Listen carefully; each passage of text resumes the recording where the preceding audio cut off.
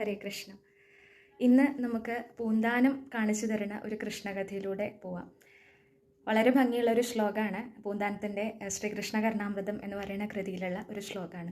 സന്ധ്യാസമയമാണ്. ഗോകുലത്തിൽ യശോദ ഈ കൃഷ്ണനെയും രാമനെയും പിടിച്ചിരുത്തിയിട്ട് സന്ധ്യാനാമം ചൊല്ലിപ്പിക്കുക. അങ്ങനെ ഒരു സംസ്കാരം ഉണ്ടല്ലോ പണ്ട്. അപ്പോൾ അത് ചൊല്ലിപ്പിക്കുകയാണ്. നാരായണ എന്ന് ജപിക്കൂ എന്ന് പറഞ്ഞിട്ട് ചൊല്ലിപ്പിക്കുകയാണ്. അപ്പോൾ രാമന് വലിയ മടിയൊന്നുമില്ല, കാരണം ആദിശേഷമൂർത്തിയാണല്ലോ, തൻ്റെ സ്വാമിയാണ് നാരായണൻ. അപ്പോൾ നാരായണ നാമം പ്രകീർത്തിക്കുന്നതിന് രാമന് മടിയൊന്നുമില്ല, നന്നായിട്ട് ജപിക്കുന്നുണ്ട്. കൃഷ്ണൻ അങ്ങനെയല്ല, കുറച്ച് മടിയുണ്ടെന്നാ.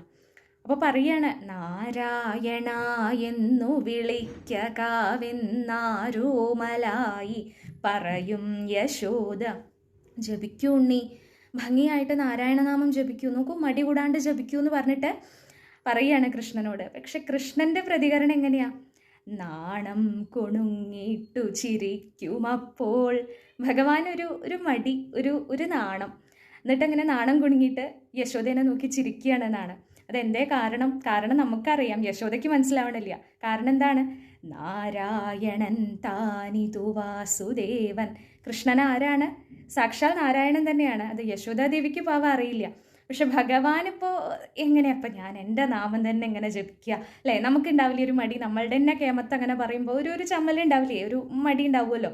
ആ ഒരു രീതിയിൽ ഭഗവാൻ ഇങ്ങനെ നാണം കുടുങ്ങിയിട്ട് അമ്മയെ നോക്കി ചിരിക്കുകയാണെന്നാണ്. അപ്പോൾ വളരെ ഭംഗിയായിട്ടുള്ളൊരു കഥ. അത് ഭാഗവതത്തിൽ എടുത്തു പറയുന്ന കഥയൊന്നും അല്ല. അത് ഭാഗവതാണല്ലോ നമ്മുടെ കൃഷ്ണകഥകളുടെ അടിസ്ഥാനമായിട്ട് പറയുന്നത്. പക്ഷേ ആ ഭക്തന്മാരുടെ ഭാവനയിൽ അവർ കണ്ടുകൊണ്ട് എത്ര നല്ല ഒരു നമുക്ക് മാധുര്യം തോന്നുന്ന ഒരു ആശയം അത് ഇത്ര ചെറിയൊരു ശ്ലോകത്തിൽ സംഗ്രഹിച്ചിട്ട് നമുക്ക് തന്നിരിക്കുകയാണ് അല്ലേ? അത് പൂന്താനത്തിൻ്റെ അടുത്തുനിന്ന് വന്നു എന്നുള്ളതിലൊന്നും ഒരു അത്ഭുതമില്ല. കാരണം അദ്ദേഹം തന്നെ ജ്ഞാനപാനയിൽ പറയുന്നില്ലേ, ഉണ്ണികൃഷ്ണൻ മനസ്സിൽ കളിക്കുമ്പോൾ ഉണ്ണികൾ മറ്റു വേണമോ മക്കളായി അല്ലേ? അപ്പോൾ ആ ഉണ്ണികൃഷ്ണനെ മനസ്സിൽ ഇങ്ങനെ സ്വന്തം മകനായിട്ട് കണ്ടിട്ട് അങ്ങനെയാണ് ആ കഥകളൊക്കെ ഭാവനയായിട്ട് ഇങ്ങനെ ഓരോ ആശയങ്ങൾ വരുന്നതും.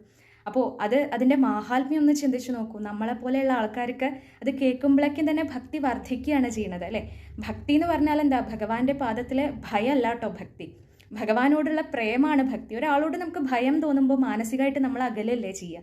നേരെ മറിച്ച് സ്നേഹമാണെന്നുണ്ടെങ്കിൽ നമ്മൾ മാനസികമായിട്ട് അടുക്കുക ചെയ്യുക. അപ്പോൾ ഭക്തി എന്ന് പറഞ്ഞാൽ ഭഗവാനോടുള്ള സ്നേഹമാണ്. അപ്പോൾ അത് വർദ്ധിക്കുക ചെയ്യണം. അപ്പോൾ ഈ കഥ കേട്ടിട്ട് ആർക്കെങ്കിലും കൃഷ്ണനോട് ഭയം തോന്നിയോ? ഇല്ല. നേരെ മറിച്ച് ആ വാത്സല്യം കൂടുകയും ചെയ്തു. അപ്പോൾ അതാണ് അങ്ങനെയുള്ള ഭക്തന്മാരുടെ മാഹാത്മ്യം. അങ്ങനെയുള്ള ആ പൂന്താനത്തിൻ്റെ പാദത്തിൽ നമസ്കരിച്ചുകൊണ്ട് ഇന്നത്തെ വാക്കുകളെ സമർപ്പിക്കുകയാണ്. ഹരേ കൃഷ്ണ.